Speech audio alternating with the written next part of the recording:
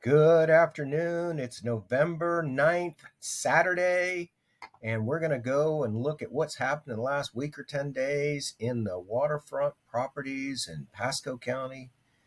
Elfers Parkway in Anclote River Acres sold. They were asking $229. It sold for $219 in 2 weeks. Wow. $168 a square foot. Did not flood. Angeline jumping in here without any Gulf access. Beacon Square on Grayton asking $289, sold for $289 in 32 days to go under contract. Driftwood, this home finally went under contract. They had it at $440 forever. And this is a little bit challenging water on this side of Driftwood. If you know the area, you know what I mean. If I can get out of this picture, there we go. So it went pending at $360 a year and a day after it was listed. 2-bedroom, 2-bath, built in 1982. So it's not a true stilt home. It's a multi-story home, but likely the ground floor is built out. All right, Blessing Lane. This is a pretty cool location, and you could have bought it with that house in front. Everyone who drives down Driftwood sees this house, but did you know the house behind it was also available? I didn't either. Anyway, this went under contract after 5 days, and $375,000 asking price. It'll be very interesting to see what it sold for. Okay, here we go. Gulf Harbors, $819,000 was listed 5 days ago. Chancellor on the Anclote River sold. They were asking $419, and it sold for $405 in 178 days, $229 a square foot. That's way up the river, but here we go. Rushmore asking $430, sold for $420, 93 days on the market, did not flood. Another one on Rushmore that just got listed yesterday, 1 day on the market. $425,000. They're asking $282 a square foot. A 322 on the Anclote River. Greylock is not, should not be on my list for today. Greenbrook Estates is on the Anclote River where it's really a creek. And we were discussing the Anclote River, and they said the Anclote River flooded 26 feet, a foot short of the record. Sorry to jump over there, but we're talking about the Anclote, and there it is. $480,000 and went under contract in 4 days. Gulf Harbors Condos, it's active at $115,000. It was flooded, and it's been on the market for 0 days. List price, $87 a square foot.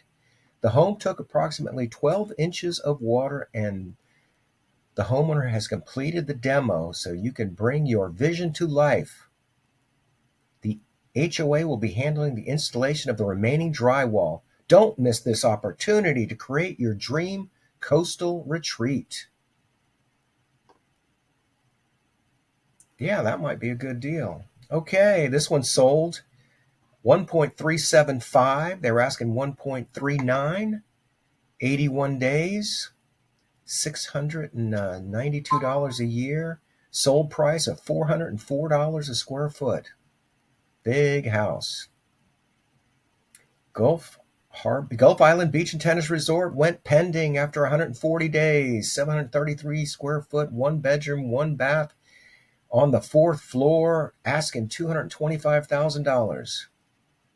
Berkowitz, Hudson Beach Estates, sold. Okay, this is, I guess I covered this because it's been 10 days since it closed. They're asking $270. It sold for $200, a sales price of $168. Summers we talked about was $199. It sold for $10,000 over the asking price, $167 a square foot. Bernard is pending They were asking $298 or $288,000. This was 134 days on the market. So this was actually listed prior to the storms, and it went pending in the last 8 or 9 days. Hudson Beach Estates, Gene Rossi, $340,000. It's ready for you to put back together. Home did have water intrusion. And there it is. $340,000. So they're asking $291,000 for a house that flooded. Dooley. Big old corner lot. And I do believe that that is a mobile home. This has been on the market for 5 days.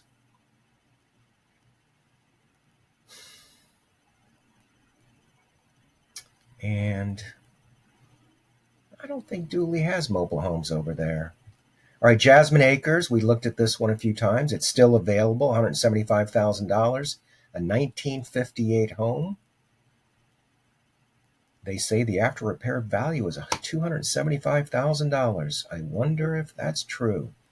All right, Second Isle and Leisure Beach. Second Isle, it's been on the market for 2 days. They're listed at for $173 a square foot. An absolutely amazing investment opportunity. The home was flooded by Helene, but the seller said it had not flooded, not even during Idalia. Homes 2 doors down didn't flood. I heard that. There are some higher homes in Leisure Beach that did not flood. All right, Miller Bayou, great address.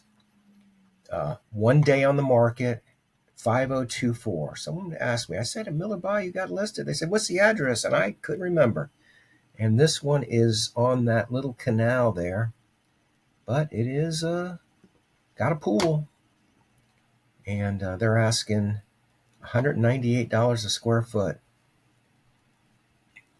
Susan went pending after 3 days at $239 a square foot, list price. River Ridge Road.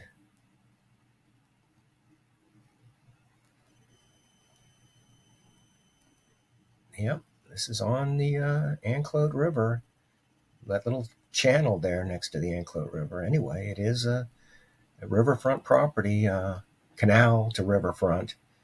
Of course, this says it's on the Pythla Chascody, and it is.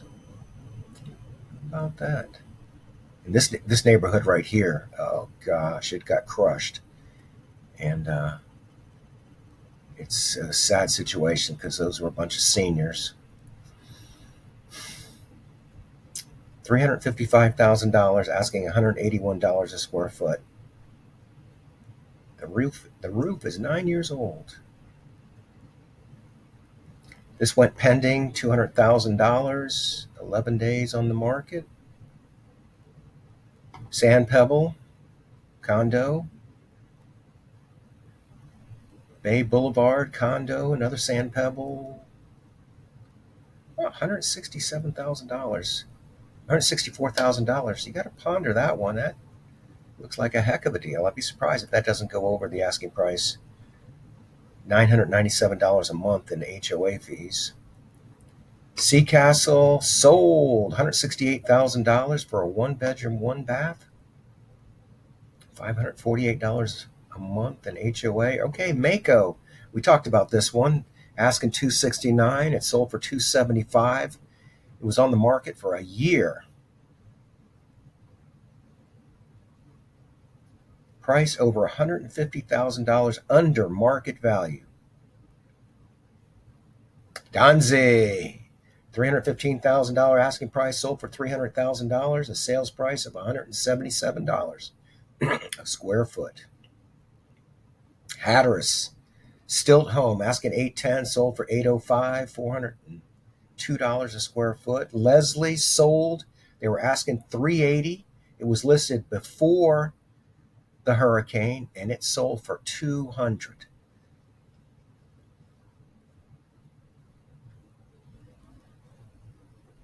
Cabin Court, Sold, it was asking 124.9, sold for 124.9 in 2 days. Beacon Court asking 149,000, sold for 124,000. Had water intrusion. Coxswain, 149,000, sold for 125,000 in 0 days. Signal Cove, mobile home. Coxswain again in Signal Cove just went active at $174,000. It had water intrusion.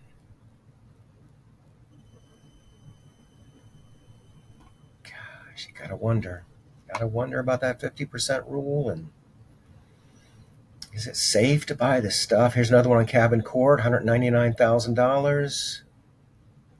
Welcome to your next waterfront dream home site minutes.